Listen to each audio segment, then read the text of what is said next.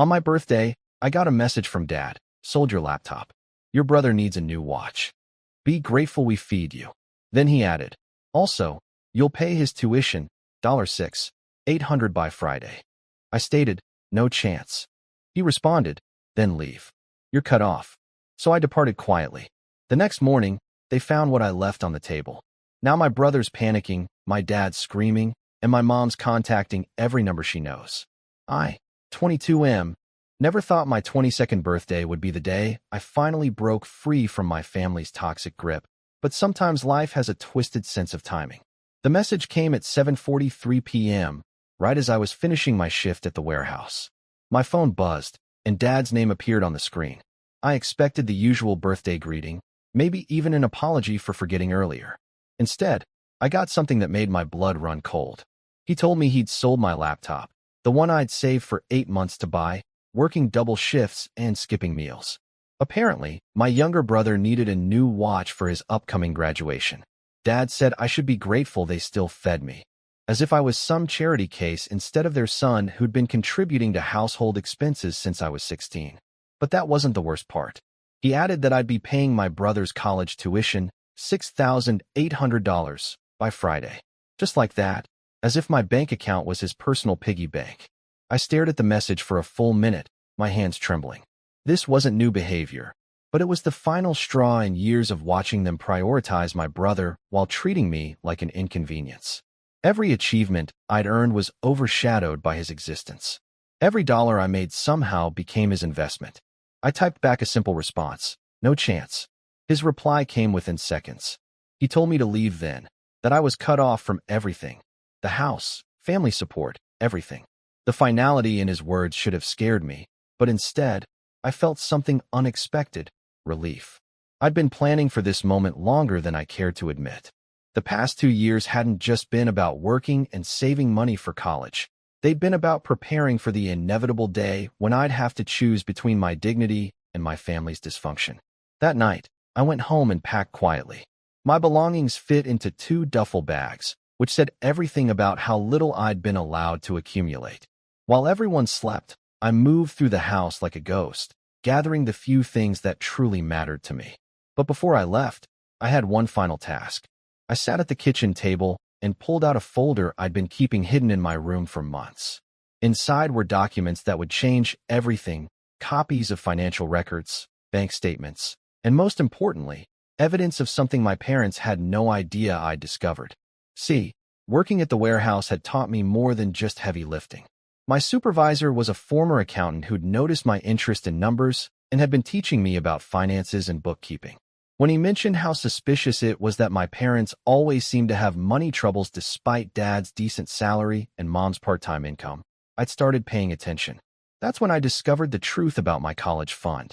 My grandparents, Dad's parents, had set up education trusts for both my brother and me when we were born. Every birthday and Christmas, they'd made deposits. When they died 3 years ago, they'd left additional money specifically earmarked for our education, $50,000 each. My parents had been using my fund to pay for my brother's private high school tuition, his car, his expensive hobbies, and now they were planning to use what remained for his college education. Meanwhile, they'd convinced me I needed to work and save because there was no money for my education. I'd spent months gathering evidence, copying statements, and documenting the paper trail. What I left on that kitchen table wasn't just a goodbye letter. It was a complete financial audit showing exactly where my education money had gone, along with copies of the legal documents proving the funds were designated specifically for me. But that wasn't all. I'd also discovered something else during my detective work. Dad had been claiming me as a dependent on his taxes while simultaneously making me pay rent and contribute to household expenses. He'd been double-dipping, getting tax benefits for supporting me while actually profiting from my presence in the house. The folder I left contained all of this information, organized neatly with highlighted sections and a cover letter explaining everything I'd found. I also included contact information for the lawyer I'd consulted, one of my warehouse co-workers' brothers who'd looked over everything and confirmed that I had grounds for legal action. At the bottom of the pile, I left something that would really get their attention, a formal demand letter for the return of my education fund, with interest and reimbursement for the rent and expenses I'd paid while being claimed as a dependent. The total came to just over $73,000. I also left copies of emails I'd sent to the IRS regarding the fraudulent tax filings and to my grandparents' estate lawyer about the misuse of the education trust. But the real kicker was the final document, a court filing I'd already submitted, initiating legal proceedings to recover my funds and challenging the tax fraud. Dad would be receiving official notification within a few days. I walked out of that house at 3 a.m., feeling lighter than I had in years. The next morning, I was settling into my new studio apartment, a tiny place I'd secured weeks ago with money I'd been secretly saving, when my phone started exploding with calls and messages. First was Mom, crying and asking where I was, begging me to come home so we could talk. I didn't answer. Then came Dad's calls, which quickly escalated from confused to angry to panicked as he realized what I'd left for them. My brother called next, and I could hear the hysteria in his voice as he demanded to know what I'd done, how I could ruin his future like this. He'd apparently just learned that his college fund was mostly gone and that the family was about to face serious financial and legal consequences. The calls kept coming all day. Extended family members who'd somehow gotten wind of the situation started reaching out, some supportive, others trying to guilt me into backing down. Apparently, word had spread quickly through the family network. But I'd made my choice, and I wasn't backing down. Update 1. It's been a week since I left, and the situation has escalated beyond anything I expected. Dad showed up at my workplace on Tuesday, causing such a scene that security had to escort him out. He was screaming about how I was destroying the family, demanding I drop the legal action. My supervisor, the same guy who'd helped me understand the financial irregularities in the first place, made it clear that any future harassment would result in a restraining order. Mom has been sending me dozens of text messages daily, alternating between guilt trips about breaking up the family and desperate pleas for me to reconsider. She keeps insisting that they were planning to pay me back, that it was all just a misunderstanding. The messages paint a picture of a household in complete chaos. My brother's panic has reached new heights. He's apparently had to withdraw his acceptance from his first-choice college because they can't afford the tuition without access to his fund. He's been calling and texting, threatening everything from physical violence to turning the rest of the family against me. What he doesn't seem to understand is that I'm perfectly fine being cut off from people who were willing to steal from me. The most interesting development came Thursday when I received a call from my grandparents' estate lawyer. Apparently, my parents had been in contact with him, trying to claim that the education trusts were meant to be used for family expenses, not specifically for individual education costs. He'd laughed them out of his office and called to commend me for standing up for myself. He also shared some information that made my blood boil even more.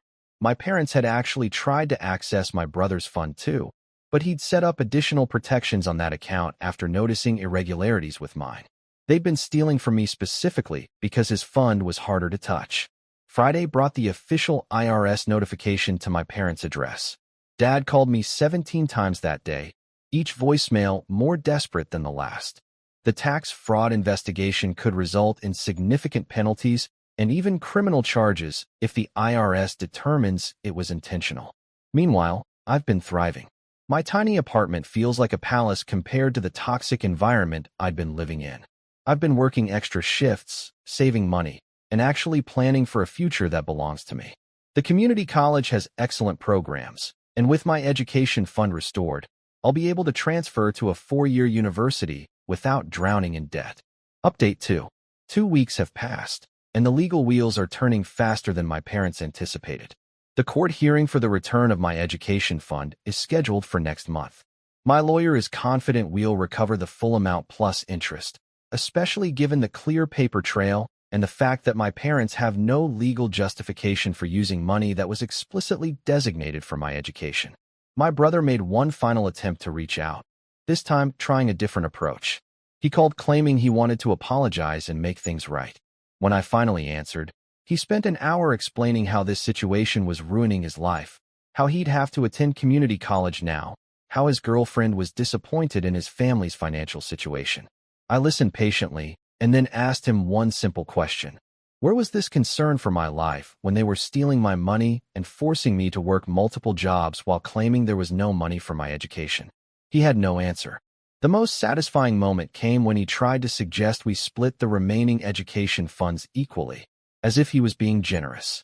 I reminded him that he had his own fund, which had been protected and was still intact. My fund had been the one they'd raided, and I wanted every penny back. Dad's latest strategy involves trying to turn extended family members against me. He's been calling aunts, uncles, and cousins, painting me as an ungrateful son who's destroying the family over money. What he hasn't anticipated is that several family members have been suspicious of their financial claims for years and are actually supportive of my actions. My aunt on mom's side called to let me know she'd always wondered how my parents could claim to be struggling financially while my brother attended expensive private schools and had all the latest gadgets. She'd offered to help with my college expenses years ago, but my parents had told her it wasn't necessary because they had everything handled. The IRS investigation is also moving forward. An agent contacted me to verify the information I'd provided and to ask for additional documentation. Dad's going to face penalties at minimum, and depending on how long this pattern of fraudulent filing has been going on, he could face serious legal consequences. Mom made one last desperate attempt to fix things by showing up at my apartment building. She waited in the lobby for hours until I came home from work. When she saw me, she broke down crying, begging me to stop the legal proceedings and come home. She tried to explain that they'd only used my education money temporarily, that they were planning to pay it back before I started college. She claimed they'd been trying to give my brother opportunities they'd never had, and they'd gotten in over their heads financially. I told her that intentions don't matter when the result is theft.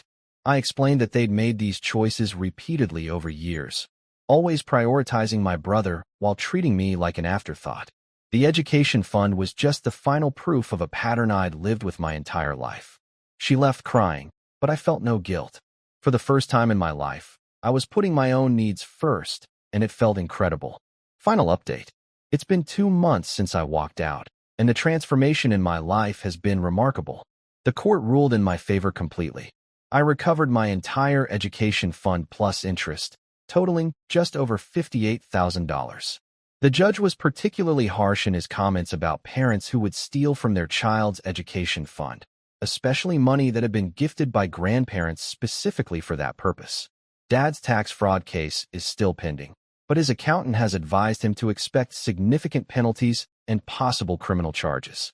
The IRS doesn't take kindly to fraudulent dependent claims, especially when they discover a pattern of financial abuse. My brother ended up attending the local community college, which honestly is probably better for him than the expensive private university he'd planned on. Maybe having to work for something for once in his life will give him some perspective. The most unexpected development has been reconnecting with extended family members who'd been kept at arm's length by my parents for years. My aunt on mom's side revealed that she and several other relatives had suspected something was wrong with my parents' financial situation but hadn't known how to help.